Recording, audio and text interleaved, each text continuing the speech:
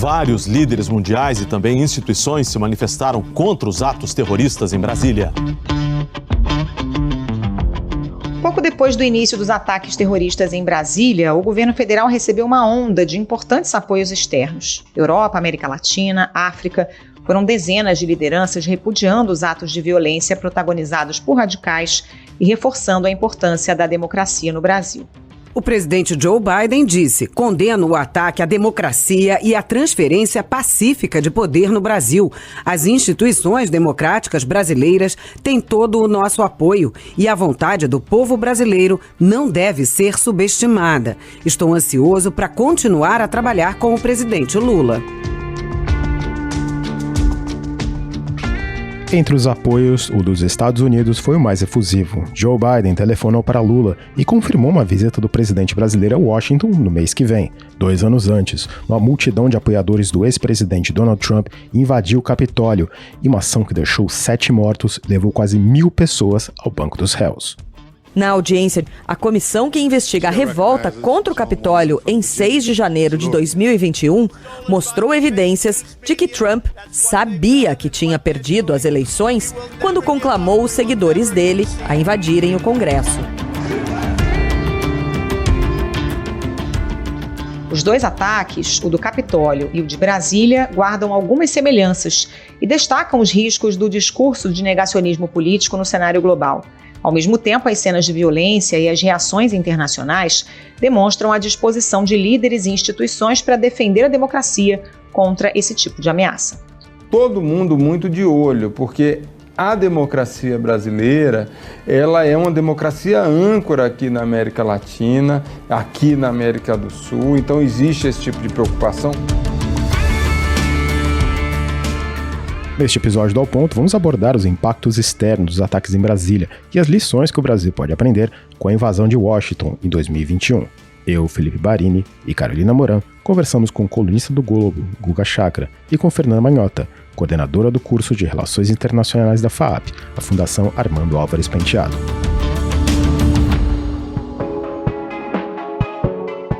O Ao Ponto desta quarta-feira, 11 de janeiro, começa agora.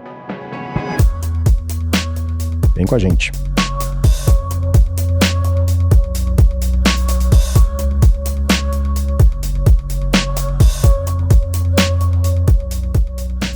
Guga Chakra, a gente viu muitas comparações entre o ataque em Brasília e o Capitólio, mas houve algumas diferenças importantes entre os dois, né? Oi, Carol. Tiveram diferenças importantes entre os 2 episódios. Bom, no caso dos Estados Unidos, em primeiro lugar, o Trump ainda estava no poder. No caso brasileiro, o Bolsonaro já deixou o poder. Foi uma semana após a posse do presidente Lula. O ex-presidente Bolsonaro está já nos Estados Unidos, estava na Flórida. Uma segunda diferença, o Trump fez um discurso minutos antes da invasão. No caso do Bolsonaro, isso não ocorreu, uma segunda diferença. Uma terceira diferença, a invasão ao Capitólio ocorreu com o Congresso americano lotado, né, com a presença de quase todos os deputados e senadores. No caso brasileiro, era um dia importante ali da oficialização da eleição do presidente Joe Biden. No caso brasileiro, era um domingo normal e o Congresso estava vazio, quer dizer, não ofereceu risco imediato à segurança dos políticos. No caso americano, houve mortes. No caso brasileiro, isso não aconteceu. Então essas foram diferenças fundamentais. E também o dia seguinte também mostrou algumas diferenças. Embora a reação inicial tenha sido de condenação de alguns políticos republicanos também, mas na prática foram os democratas que condenaram mais e não houve um movimento de união tão grande como ocorreu no Brasil, até porque o presidente Donald Trump, e no Brasil já não era mais. No caso americano, a movimentação foi para votar num impeachment imediato do Trump naquelas 2 semanas. que foi aprovado na Câmara, mas não no Senado, apesar do voto de alguns republicanos, mas não conseguiram o total necessário para o afastamento do Trump. No caso do Brasil, foi uma manifestação muito simbólica da reunião do presidente Lula com os governadores e governadoras, ministros e ministras do Supremo Tribunal Federal, presidente da Câmara, presidente do exercício do Senado, e também aquela caminhada do Planalto em direção ao STF.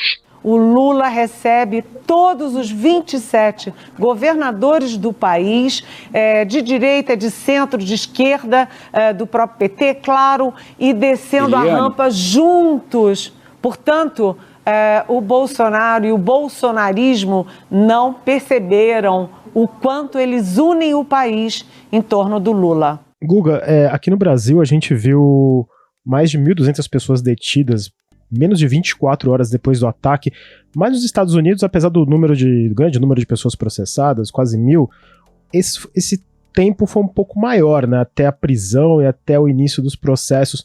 Como que foi esse trabalho de achar as pessoas que entraram no Capitólio, prender e levar aos tribunais? Olha, foi muita identificação através de vídeos e fotos, algo que também tem ocorrido no Brasil.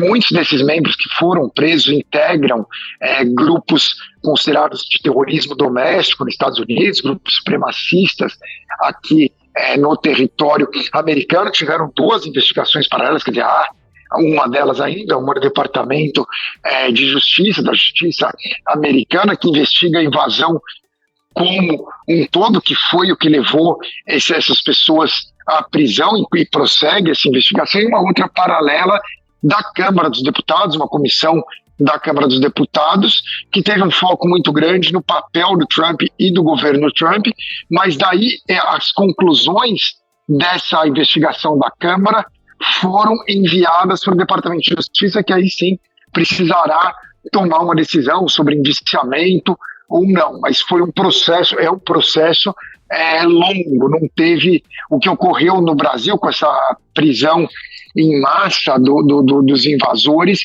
Isso não ocorreu imediatamente, essa prisão em massa nos Estados Unidos.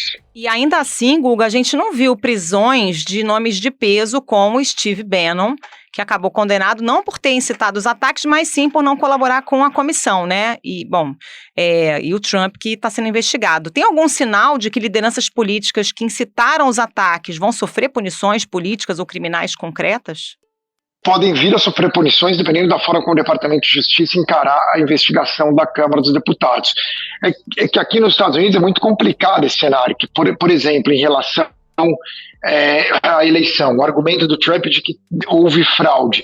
Podem argumentar que ele tinha conhecimento que não houve fraude, mas você precisa provar isso daí, que ele estava mentindo, por exemplo, que ele estava dando uma declaração de propósito para não ser a verdadeira. Você tem que provar que ele não acreditava num absurdo, porque se ele acreditava que houve fraude, ele não estaria ali cometendo um crime, em teoria. Ele simplesmente acreditava numa mentira, diferente de ter mentido propositalmente. Então, todas essas nuances são muito complicadas às vezes para você conseguir condenar alguém que não estava fisicamente ali no momento da invasão.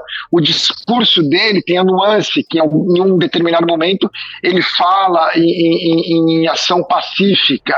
Então, os advogados dele podem usar isso em benefício próprio. Por outro lado, há uma série de depoimentos à Câmara que podem incriminar o Donald Trump. O Departamento de Justiça vai levar tudo isso em consideração para tomar uma decisão sobre indiciamento. Daí como que vai terminar isso em relação ao Trump e outras figuras proeminentes naquele governo trumpista.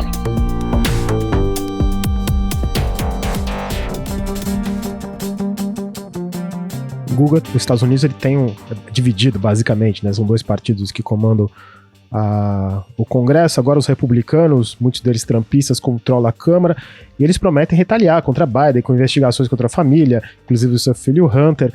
Até que ponto essas investigações podem afetar o Biden e até que ponto diminui o impacto da violência política por parte dos trumpistas sobre o público em geral? Olha, O Partido Republicano agora controla a Câmara, vai com tudo para cima do Hunter Biden, o filho do presidente Joe Biden, acusado de envolvimento em escândalos. Tem muitos escândalos que são da vida pessoal do Hunter Biden. Eles vão tentar, os republicanos, ligar de alguma forma os escândalos da vida pessoal. Quer dizer, o Hunter Biden é um adulto, se ele tem os escândalos dele, se não tem ligação com o Joe Biden, é complicado você tentar ligar o presidente. Mas os republicanos vão tentar fazer isso e vão fazer, com certeza, uma comissão para investigar e tentar desgastar especialmente a figura do Biden, naturalmente, via Hunter Biden, como eles fizeram com a Hillary Clinton após Benghazi. Vai ser algo muito naquela linha que eles tentaram, lembrando que Benghazi foi um ataque contra o consulado americano em Benghazi, que acabou resultando na morte de diplomatas e militares americanos na Líbia, no meio à guerra civil. Eles tentavam culpar a Hillary Clinton por aquele episódio. Isso afetou a imagem da Hillary, sem dúvida alguma. E o objetivo dos republicanos na Câmara dos Deputados será também desgastar a imagem do presidente Biden.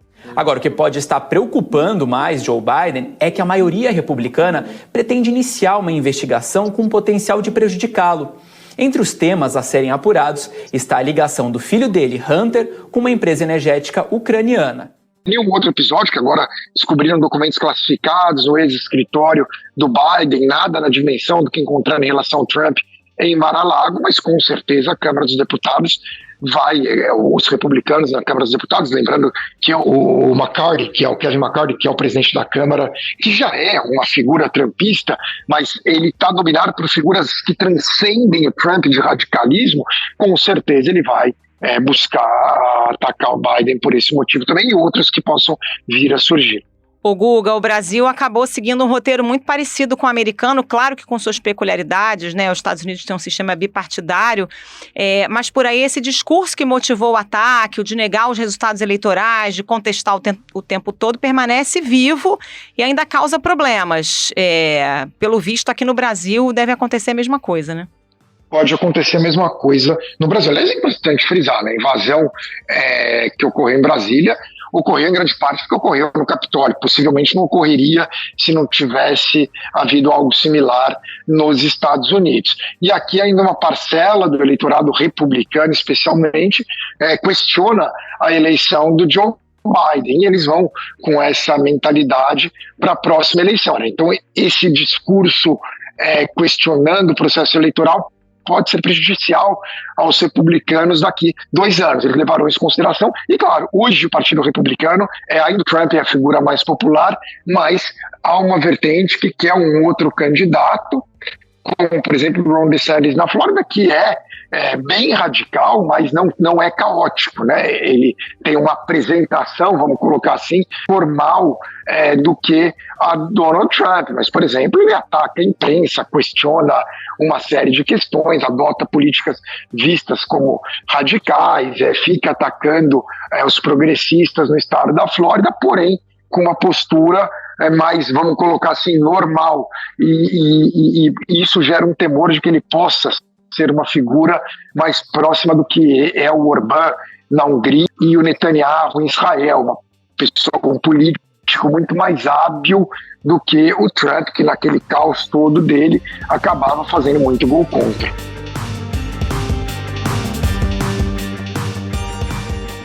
Google, enquanto a gente grava esse episódio aqui, no Congresso eles estão discutindo a criação de uma CPI para investigar os ataques.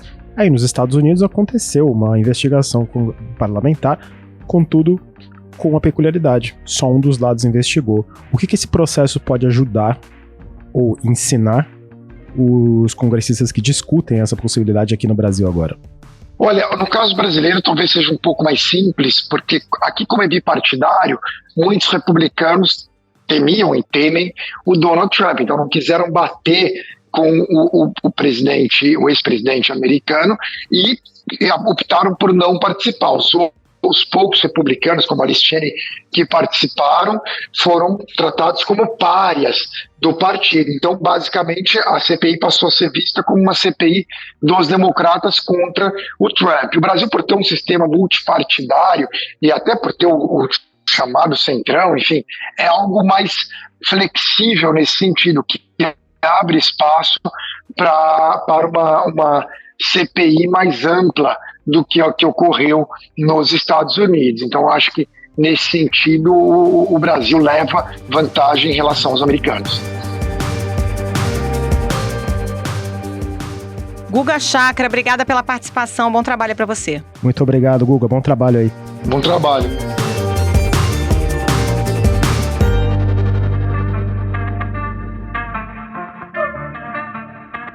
Fernando Manhota, além de uma mensagem de defesa da democracia e repúdio à violência, esse apoio global ao governo brasileiro depois dos ataques em Brasília, ele também pode ser entendido como uma demonstração da importância do Brasil para a democracia no mundo? Olha, Felipe, com certeza. A gente está diante de um momento na história em que é muito difícil dissociar a política doméstica de política internacional.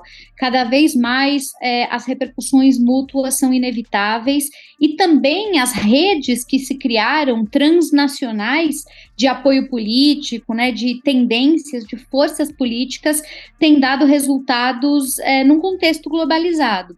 Isso significa que as próprias lideranças calculam os riscos, as próprias lideranças analisam os seus parceiros, levando em consideração efeitos que podem acontecer dentro de casa, dentro do seu próprio país. O Brasil é um país importante sob várias perspectivas, do ponto de vista da democracia, é considerado um dos países mais relevantes, né? A gente tem uma população numerosa, um número significativo de eleitores, um país cuja a dimensão é continental, além de ser uma economia das mais pujantes, como todo mundo sabe, e esses fatores todos somados, agregados, né, à complexidade do sistema político e eleitoral que a gente assistiu, certamente fazem com que outros países olhem para o Brasil e entendam que não se pode ignorar o que aqui acontece, porque também é revelador de tendências do que vem acontecendo no mundo todo, Felipe.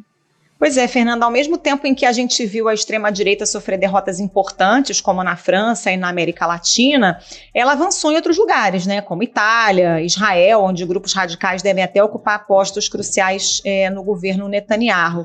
Essa violência em Brasília, que estampou jornais internacionais, pode interferir negativamente no apoio a setores mais radicais pelo mundo? Certamente, Carolina. O que a gente tem acompanhado, sobretudo a partir do caso brasileiro, até mais do que do caso americano do Capitólio, é que houve a criação de um grande consenso das forças políticas aqui do país e também das lideranças políticas internacionais, e aí eu estou falando de perfis dos mais variados, desde lideranças tradicionalmente vistas como ocidentais pró-democracia, né, os aliados europeus, os Estados Unidos, né, outros países da América Latina, até lideranças que, para muita gente, suscitam um grande debate acerca do apreço a esses valores, né? O Putin, por exemplo, se manifestou para dizer que estava consternado com o nível de violência do Brasil. Então, isso significa que cada vez mais, por mais que as divergências ideológicas existam, há uma sensação de sobrevivência política ameaçada,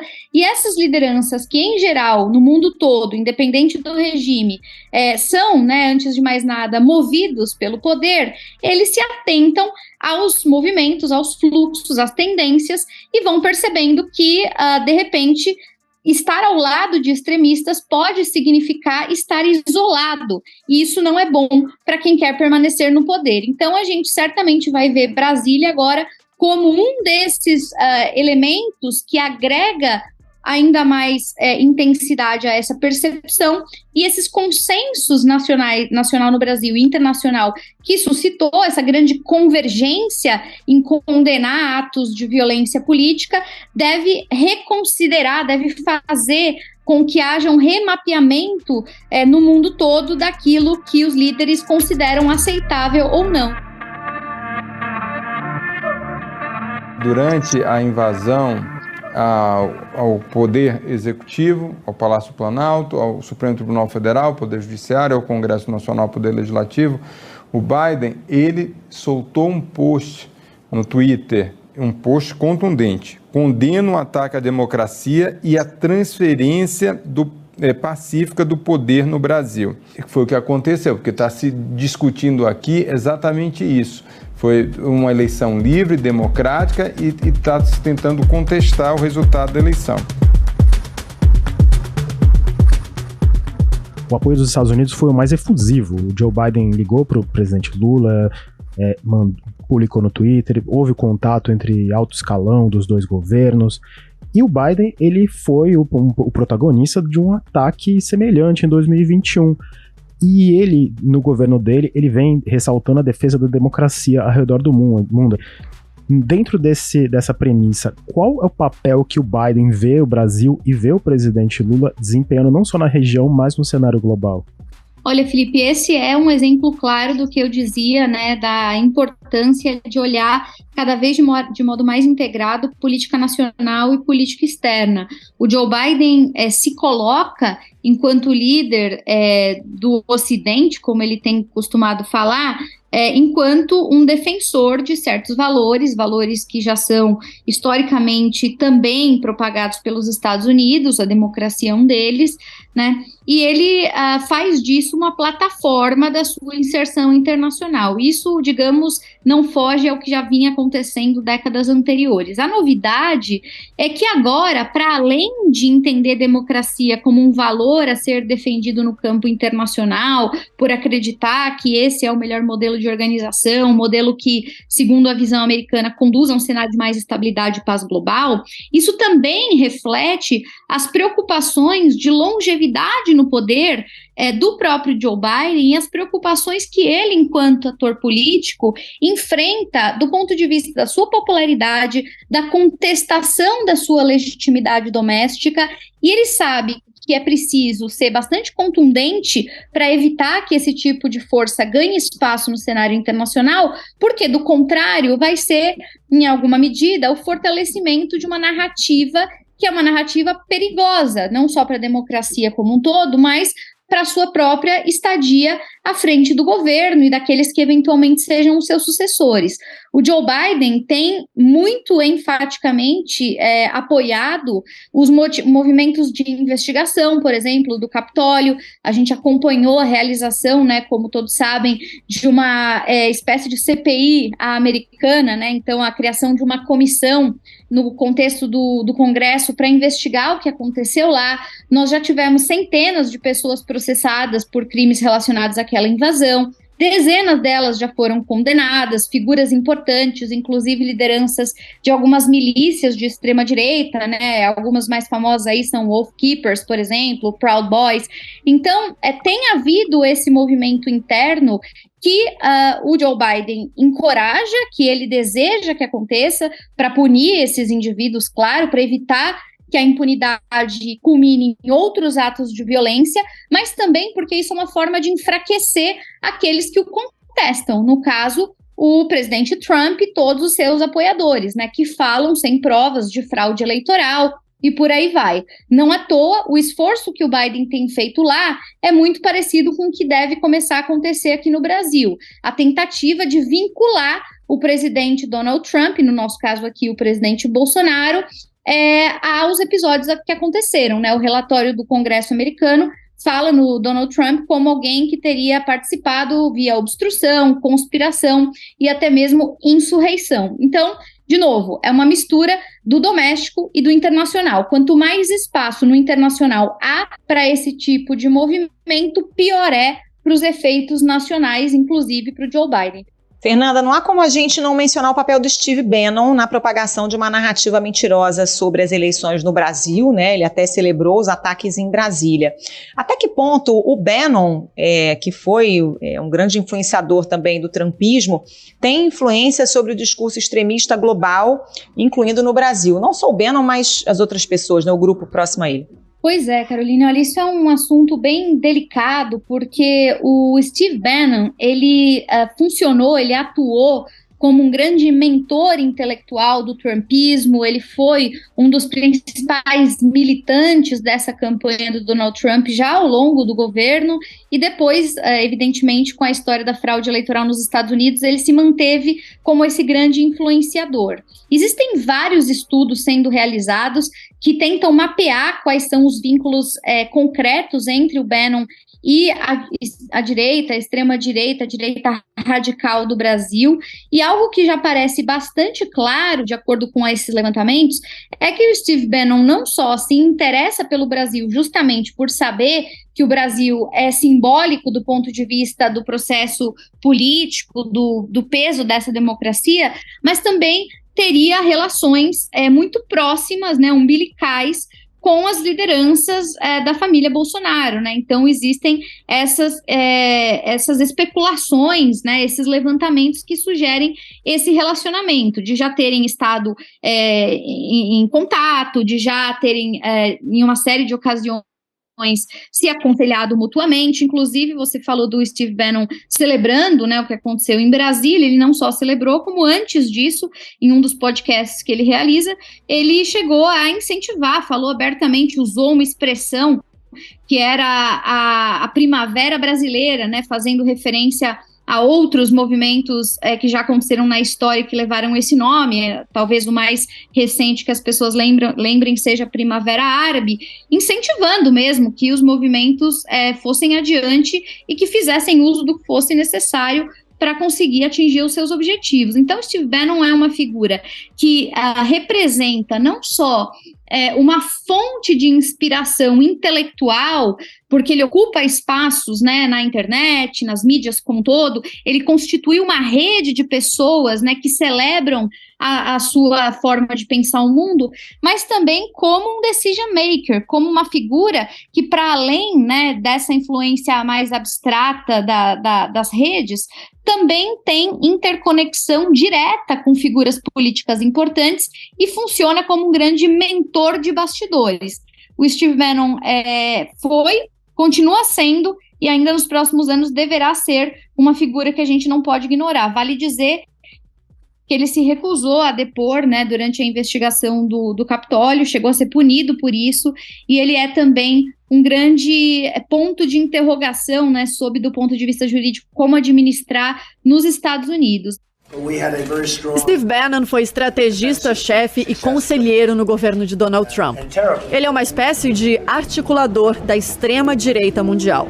Foi diretor de um site conhecido por espalhar teorias radicais e por fazer ataques a minorias. Ele também foi integrante do conselho da Cambridge Analytica, empresa acusada de usar informações de usuários do Facebook a serviço da candidatura de Donald Trump em 2016. Em 2019, jantou com o presidente Jair Bolsonaro na Embaixada do Brasil, em Washington, e se encontrou várias vezes com o deputado federal Eduardo Bolsonaro nos Estados Unidos e no Brasil. É uma figura que a gente não pode deixar de levar em conta, até porque boa parte das teorias conspiratórias que pautam, né, o imaginário de boa parte das figuras que defendem esses movimentos, muitas vezes são gestadas justamente nessa fonte, Carolina.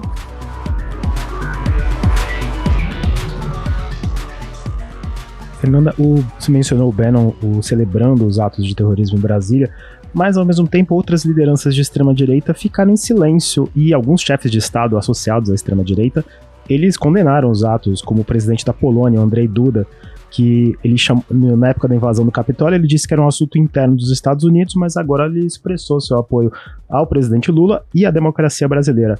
Isso é uma declaração de ocasião ou é uma percepção de que a violência política ela pode eventualmente atingir a todos, não importando o espectro ideológico? Olha, Felipe, acho que é sim um recálculo daquela balança, né, do custo-benefício, também uma reorganização da percepção de risco, porque efetivamente não se trata de um caso isolado, nós estamos falando de movimentos radicais, de movimentos organizados, cuja ação é orquestrada, em que existe mentores, né, intelectuais, financiamento envolvido, né, são redes complexas que se organizam para além das fronteiras. E essas lideranças, por mais que elas estejam à direita do espectro, por mais que em outros momentos elas tenham relativizado episódios dessa natureza, como eu havia dito antes, elas são sobreviventes políticos, né? Quer dizer, todo mundo quer continuar fazendo parte do jogo. Por isso não surpreende que nós tenhamos ouvido manifestações como essa que você citou da Polônia, mais recentemente também ouvimos do Benjamin Netanyahu, que foi um grande apoiador do governo Bolsonaro, um líder à direita, também condenando os atos de violência no Brasil. Nós acompanhamos também a primeira-ministra da Itália, que também é, inclusive, uma liderança celebrada pelos bolsonaristas em geral, né? E também levantou a sua preocupação em relação ao que aconteceu no Brasil, oferecendo apoio ao governo brasileiro. Então, isso vai mostrando que, de fato, há uma sensação generalizada de que não se pode ignorar a escalada de violência política. A gente nunca vai esquecer, né? O Japão, que é um dos países com menores índices de violência em geral do mundo, teve aquele trágico episódio no passado com o Shinzo Abe, né, que foi assassinado. Então, isso é um fenômeno que está cada vez mais desterritorializado e que também vai criando tensões sociais, isso vai dando força a determinados grupos políticos, e aí esses atores, eles percebem que precisam adaptar a rota, moderar o discurso, ainda que eles continuem ocupando os espaços que eles continuam ocupando, mas há uma cobrança, há uma pressão, e eles precisam atender essa pressão para justamente sobreviver dentro do sistema, Felipe.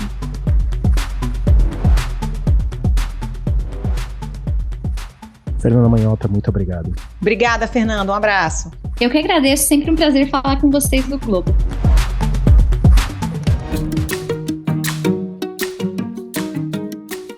Esse foi o Ao Ponto de hoje, o podcast diário da redação do Globo. Nessa conversa a gente conta com a participação de toda a equipe do jornal, as mesmas pessoas que levam até você informação e análise de qualidade todos os dias. Quer saber mais? Assine o Globo. Acesse assineoglobo.com.br e confira todas as notícias e reportagens especiais. A edição desse episódio é de João Guilherme Lacerda. Até mais. Até mais.